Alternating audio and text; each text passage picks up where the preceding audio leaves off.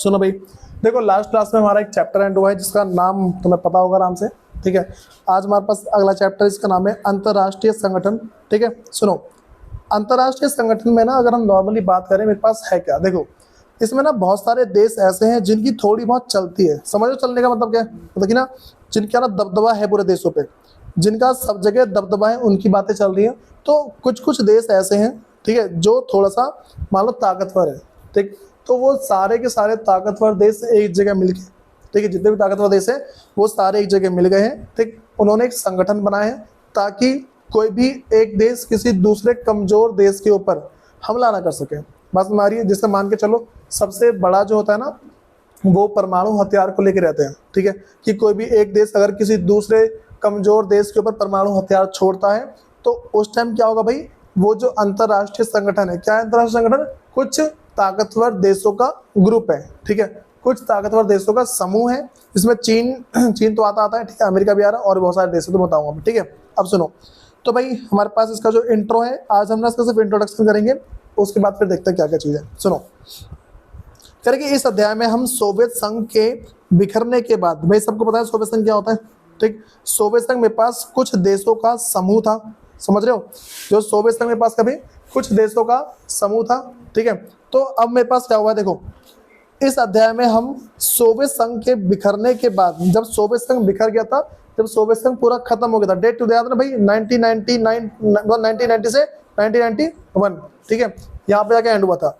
तो वही कह रहा है कि इस अध्याय में हम सोवियत संघ के बिखरने के बाद अंतर्राष्ट्रीय संगठनों की भूमिका, भाई अगर भूमिका का मतलब बताओ ना, भूमिका का मतलब होता है रोल, कार्य, काम। ठीक है, ये होता है।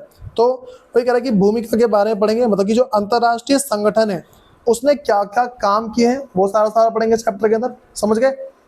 देखो सोवियत संघ के बिखरने के बाद अंतर्राष्ट्रीय संगठन ने क्या किया, ठीक, वो पढ़ेंगे हम। फिर हम देखेंगे कि एक उभरते हुए विश्व में नई चुनौतियां का सामना करने के लिए, देखो भाई मैंने कहा कि जब भी ना कोई एक विश्व उभरता है तो उसके सामने बहुत सारी चुनौतियां आती है। समझ लो चुनौती क्या होती है भाई, समस्या वगैरह आती है। ठीक है, तो कह रहे कि विश्व में नई चुनौतियों का सामना करने के लिए अंतर्राष्ट्रीय संगठनों के पुनः निर्माण की बातें हो रही थी। ठीक है, क्या बोला भाई, देखो बहुत सारी चुनौतियों का सामना करने के लिए, मतलब जितनी भी समस्या आती है ना उन सबका सामना करने के लिए एक क्या अंतर्राष्ट्रीय संगठन के पुनः निर्माण की बातें, अंतर्राष्ट्रीय संगठन के पुनः निर्माण की बातें का मतलब क्या है, अंतर्राष्ट्रीय संगठन पहले बना था, ठीक है, वो टूट चुका था, ठीक है, चला नहीं, फिर दोबारा से उसको बनाने की बातें हो रही थी। ठीक है, फिर इन्हीं चुनौतियों में से एक थी अमेरिका की शक्ति का बढ़ना। ठीक, सब देखो भाई नॉर्मली बोलते हैं, जो मैंने कहा चुनौतियां बहुत सारी समस्या थी, तो उन समस्याओं में से एक जो सबसे बड़ी समस्या हो गई थी भाई, अमेरिका की शक्ति क्या है, दिन प्रतिदिन बढ़ती ही जा रही थी। फिर करेगी सुधार की प्रक्रियाओं और उनकी कठिनाइयों की एक साल संयुक्त राष्ट्र संघ की सुरक्षा परिषद में होने वाला बदलाव है। क्या बोला भाई, देखो करेगी सुधार की प्रक्रियाओं में, सुधार की प्रक्रियाओं और उनकी कठिनाइयों की एक मिसाल जो है वो क्या भाई, संयुक्त राष्ट्र संघ की सुरक्षा परिषद में होने वाला बदलाव है। सबसे देखो पहले किसी ना किसी गलती के कारण से टूट गया, जो अंतर्राष्ट्रीय संघ है मेरे पास क्या है, किसी न किसी गलती के कारण से टूट गया। अब उस गलती को दोबारा ना दोहराया जाए, इसीलिए क्या हो भाई, जो अंतर्राष्ट्रीय संगठन है उसको दोबारा बनाया।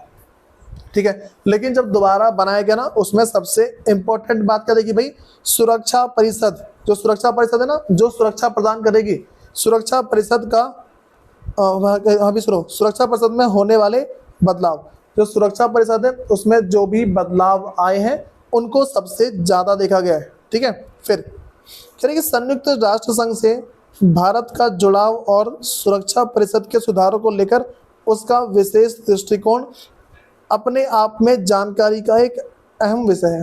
ठीक है भाई, मैंने क्या बोला, यहाँ पे कह रहा है कि संयुक्त राष्ट्र संघ से भारत का जुड़ाव, जो संयुक्त राष्ट्र संघ है उसके साथ भाई भारत कैसे जुड़ा है। ठीक है, भारत का जुड़ाव और सुरक्षा परिषद के सुधारों को लेकर, जो सुरक्षा परिषद ने जो सुधार, देखो सुरक्षा परिषद में जो सुधार किया है उसको लेकर उसका विशेष दृष्टिकोण, ठीक, अपने आप में जानकारी का एक अहम विषय है। देखो सबसे अहम विषय, सबसे इम्पोर्टेंट बात क्या भाई, कि जो अंतरराष्ट्रीय संगठन है उसने अपने आप को बहुत ही ज़्यादा एक तरीके से मान लो विकसित बना लिया है, जिसको भाई कोई भी मान लो तोड़ नहीं सकता आसानी से, समझ रहे हो। फिर अब उसके बाद मेरे पास कह रहे कि इस विषय का अंत इस सवाल से पूछा है, मतलब कह रहे हैं इस अध्याय का जो मेरे पास है ना, ये जो चैप्टर है, इस अध्याय का अंत इस सवाल से किया गया है कि क्या संयुक्त राष्ट्र संघ ऐसे विश्व में कोई भूमिका निभा सकता है जिसमें किसी एक महाशक्ति का दबदबा हो। देखो इस चैप्टर के लास्ट में तुमसे ना, तुम्हें पहले बहुत सारी बातें बताई जाएगी भाई कि जो मतलब कि जो अंतरराष्ट्रीय संगठन है ना वो ये कर सकता है, ये मतलब कि वो कर सकता है, जितनी भी पावर है उसकी सारी बातें बताई जाएगी तुम्हें। इस चैप्टर के बीच में तुम्हें वो सारी की सारी बातें बता दी जाएंगी जिसमें तुम्हें ये पता लगेगा कि भाई जो अंतरराष्ट्रीय संगठन है उसकी पावर क्या है। ठीक, फिर तुम देखो जब जब तुम्हें सारी की सारी पावर बता दी जाएगी ना, फिर तुमसे ये पूछा जाएगा कि तुम ये बताओ कि क्या संयुक्त राष्ट्र संघ ऐसे विश्व में कोई भूमिका मतलब कि कोई काम कर सकता है जिसमें किसी एक महाशक्ति का दबदबा हो, जिसपे किसी एक बहुत ही महाशक्तिशाली देश ने राज कर रखा हो। ठीक है, यही बात है। फिर इस अध्याय में महत्वपूर्ण भूमिका निभाने वाले कुछ अन्य अंतर्राष्ट्रीय संगठनों की भी चर्चा की गई है।